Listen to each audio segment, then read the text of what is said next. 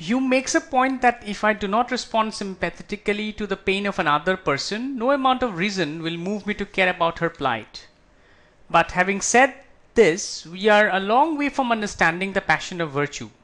Feeling, emotion, pathos, has as its central meaning something endured or something that happens to one.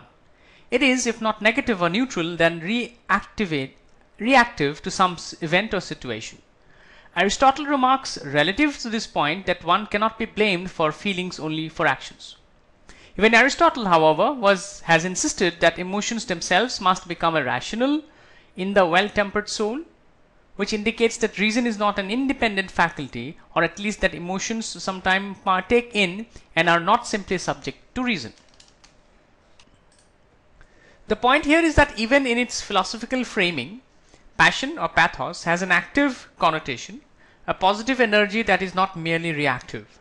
This suggests, for example, that the essential difference between anger and wrath is one of kind, not degree.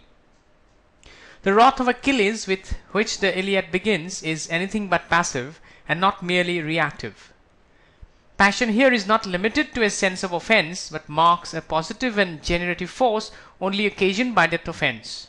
It is this passion that is the source of the judgment. Achilles agathos. Passion is the way in which Achilles proclaims himself the measure of his character. It is here and in this sense that passion and virtue converge. In the milder culture of later times, virtue is more generally recognized, for example, in the passion for justice. Finally, in its most comprehensive and universal sense, the virtue of humanity is realized in the passion for life. Plato famously distrusted and devalued passion, particularly in its characteristic poetic expression, which he nonetheless credited as a kind of divine madness. But in the Symposium, Plato dialectically develops the journey of the philosophical spirit towards the beauty of truth, in which eros, desire, remains at the root of what moves and provides the energy of that spiritual quest. In this context, Philion Sophion, the love and pursuit of wisdom that defines the philosopher of Plato, serves to qualify his earlier rejection of passion and existentially anchor wisdom in pathos.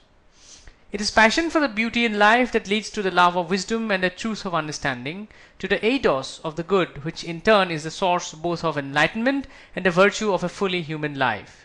So understood, the quadrivium of excellence in the classical world, wisdom, courage, temperance, and justice, owe their existence and forms in the life of individual and community to pathos or passion, no less than logos, which is reason.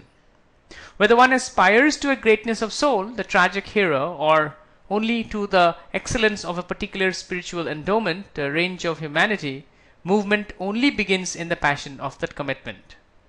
Justice in the state or in the soul of the individual is never realized without such commitment. The road to virtue, to the excellence of character and action, whether for the tragic hero or the stoic everyman, must overcome obstacles, excuses, occasions, and all the other roadside distractions that imagination can invent. The world of literature is a collected canon of investigations of the lateral movements of human passion, a comprehensive and dynamic manifold of heroic achievement and ironic failures in the human aspiration to virtue. In its positive form, however, passion attests to that most common and ordinary value, virtue, that defines humanity, as opposed to the immortality of the gods, a tenacity of spirit and resolve that affirms the beauty of life in the face of inevitable defeat. The question is, which of the following can be inferred from the passage? The answer to this question can be found in the last lines of the passage.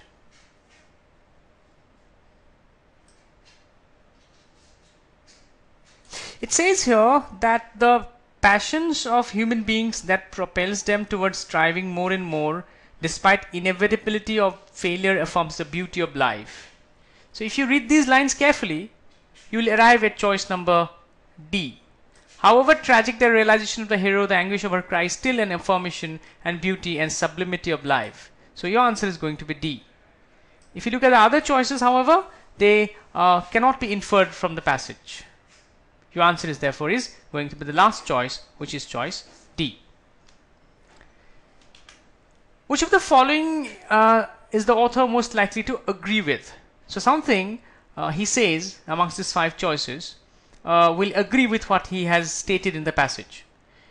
Again, if you look carefully at the first lines of the passage, Hume makes a point that if I do not respond sympathetically to the pain of another person, no amount of reason, etc., etc. If we look at these lines carefully, we can arrive at choice number T, which says that reason has no moral force and so locates moral life and sense in feelings. The author states that reason is not an independent entity and emotions are involved in it. So D is the best answer to this question. However, nothing certain or definite can be said about the other choices as given in the passage. So we can only think of D as the correct answer. Which of the following is true according to the passage? Now, this option is inferred in the last lines of the passage.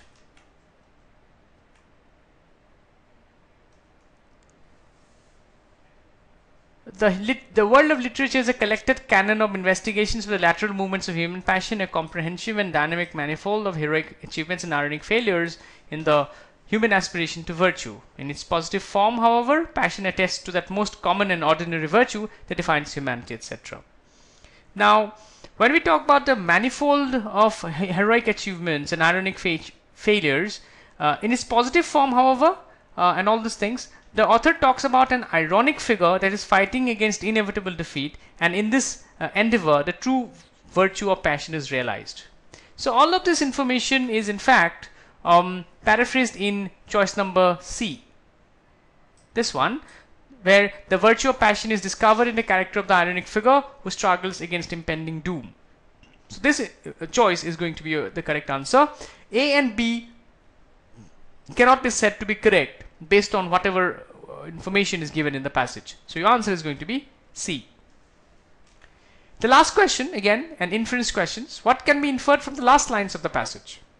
We have already read the last lines of the passage many times.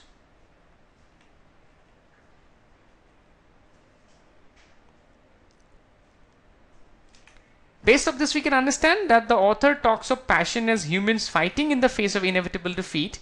This virtue of passion is not realized in gods as they are immortals and do not suffer this irony.